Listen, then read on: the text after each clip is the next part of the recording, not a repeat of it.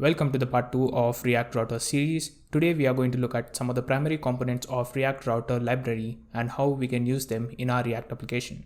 I have created a brand new application. You can see in my app component I have just a header called as React Router. Now I have also opened my DevTools and you can see these components over here. I have my app component in my DevTools. Let's create our first component. Let's try to get ourselves a navigation. I'll call it function navigation, and inside my component I'll just return a nav. Inside nav, I'll have a couple of list items: home, characters, and locations. For my navigation, I'll give a class name as black. Now I'll import this component in my app component. When I refresh it, you can see I have my navigation component, and in my DevTools, you can see app and navigation. Now the idea is to create a component for home, characters, and locations. So whenever I go to /home or /characters or /locations, I'll have to render these components. Let's first create our components. I'll create a home component, call it home, and return home. Similarly for other two components, I'll call it characters and locations. Now remember, whenever I go to / or /locations, I'll have to render that corresponding component. To get started with this, we'll first install a library called React Router DOM. This is what you'll have to install in order to use this for web applications. Now from my React Router DOM, I'll import my first primary component. My first component will be router component. There are two kinds of router component. For now, we'll be using browser router. I'm going to rename this as router.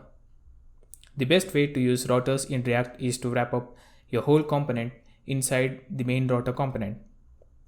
Now, when I go to my DevTools, you can see I have my main app component, and inside my app component, I have my browser router component, and there are a couple of components, and then you have your navigation component. So whenever you use your primary router component, it is going to wrap up with a couple of higher order components that will allow you to manipulate these browser URLs. Now let's go ahead and import another route matcher component called route. Route matchers are used to match your routes. Your route component takes a path attribute, which will mention the path it has to match to, and a component attribute. This attribute determines what has to be rendered when that path matches. Now when I go back, you can see I have my home component. Now let's go ahead and create these route matchers for other two components. I'll call path as /characters, and for component, I'll render characters. Similarly for locations, for component, I'll use locations and path as /locations. When I go back to my browser, you can see I have my home component. When I navigate to /characters, I have my home component and my characters component. Similarly, when I navigate to /locations, I have my home and locations. It is important to understand how route matchers work. Your route matchers are going to render a component whenever there is a match in that browser URL. Now in my DevTools, you can see there are 3 routes, and out of these 3 routes, it matches my home and locations component. Inside my route component, I have my home, and inside my second route component, it renders nothing, and inside my third route component, I have locations. For my home component, we gave / as the path attribute. / is going to be matched for all the URLs. That's the reason why that route matcher is getting matched for all the URLs. Now if you want to prevent that, you can just give another URL like /home, and you can see I just have my locations component. Now if you want home and locations together, you can compose it something like /home and /locations. So whenever I go to /home /locations, I have my home and locations. That's because for my home, my route matcher matches my home component, and for my /locations, it matches the locations component. This is how route matchers work. Whenever there is a match in the URL, it is going to render the corresponding component. For now, I'm going to remove this /home. Now we don't want to navigate using our browser URLs. We need to be using this navigation in order to change my browser URL. Let's go ahead and do that. To change your browser URL, we are going to import a route changer called link. To use this link, I'll go to my navigation component, and inside my list item, I'll call link, and I'll add home inside my link. Your link component takes an attribute called to. And for my to, I'm going to give path slash. To is used to mention what URL your link has to go to. Similarly, I'll add this for characters. I'll give to as slash characters, and similarly for locations, I'll give to as slash locations. Now when I go back, I have my links. When I click on characters, you see characters component, and similarly for locations. Now I am able to change my URL just by importing these links. This is how you can use links in order to change your URL. Now if you take a look at DevTools, I'm going to minimize all these things. I have my navigation and 3 rods. Inside my rod, I have my home component.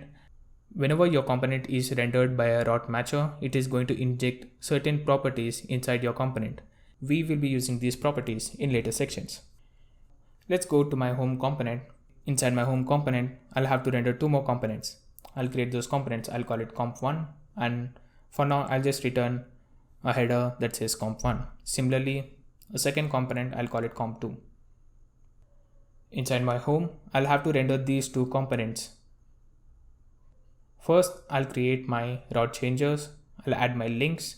I'll give to as slash comp1, and I'll call this comp1. Your rod changers are responsible to change the rods in your URL. Similarly, I'll create another one for my component 2. Now when I head over to my browser, you can see comp1 and comp2, and my URL changes whenever I click on those links. Now to render these components, I need to have rod matchers. Let's create rod matchers for comp1 and comp2. To create rod matchers, call rod, and your rod takes a path attribute. For my comp1, I'll give slash comp1, and for my component, I'll give comp1. Similarly, for my second component. For component, I'll give comp2, and for my path, comp2. Now you can see I have my comp1 and comp2 getting rendered within my home component. This is how you can use nested rods inside your component. Now you can see inside my home, I have 2 rod changes and 2 rod matchers. Now when I navigate to characters and locations, you can still see this component home. Now let's say you don't want this home component when I navigate to characters or locations. You see in one way where you can give a different URL instead of slash. Now I'm going to show you another way, that is by using a keyword called exact. When you add exact attribute on your route matcher, it is going to exactly match for that URL. Now when I go to characters and locations, you don't see the home component. Inside my home component, when I go to comp1, you can see nothing is getting rendered. Now when I expand my DevTools, you can see nothing is getting rendered. The reason for that is whenever you use exact attribute on your route matchers, all your nested components within that children are not going to work.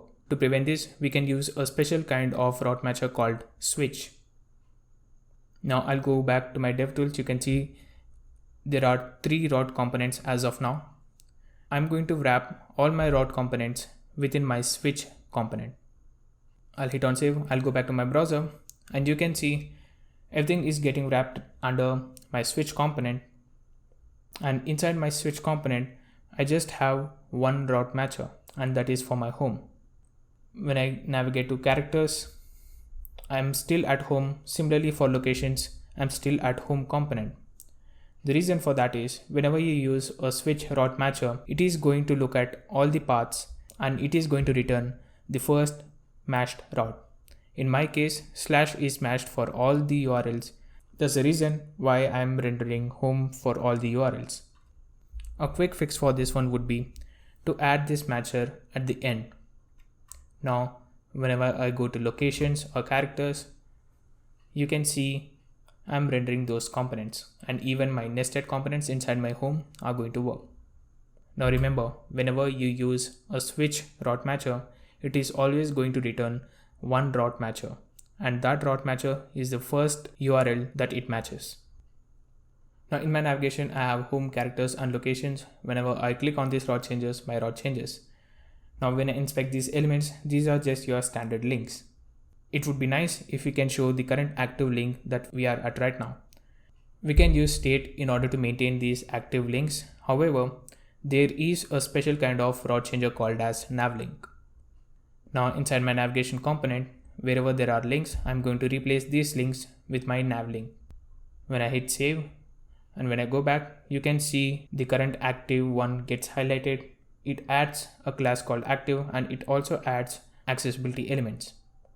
When I go to locations, I have my home, and locations for characters, I have my home and characters. The reason for that is the URL slash matches for all the routes in your URL. To prevent this, we can just use exact keyword on your navlink. Now you can see I have my characters and I have my home. I'll just format this, give it a class name to make it look even more better. Now I have my home, characters, locations. Whenever I navigate to my active link, it is going to show me the active links. However, when I navigate to my nested routes, that active link is going to be disappeared. The reason for that is we have used the exact keyword on our navlink. In such edge cases, we need to maintain the state of our current URL and we need to tell your navlink whether it is active or not. Let's summarize all the components that we have looked at in our React router. The first primary component is your route component. One of the route components that we have looked is browser router. Browser router provides a wrapper on top of history API in order to dynamically manipulate your URLs. There is another kind of route component called as hash router, which uses underlying hash API in order to dynamically access the hash value in your URLs. The next primary component is your route matchers. One of the route matchers we have seen is route, and another route matcher is switch. When you wrap multiple route matchers inside a switch, it is going to always ensure it returns only one route. And the last primary component is route changer. One of the commonly used route changer is link. This is used to change the URL in your browser. Now another route changer we have looked at is navlink.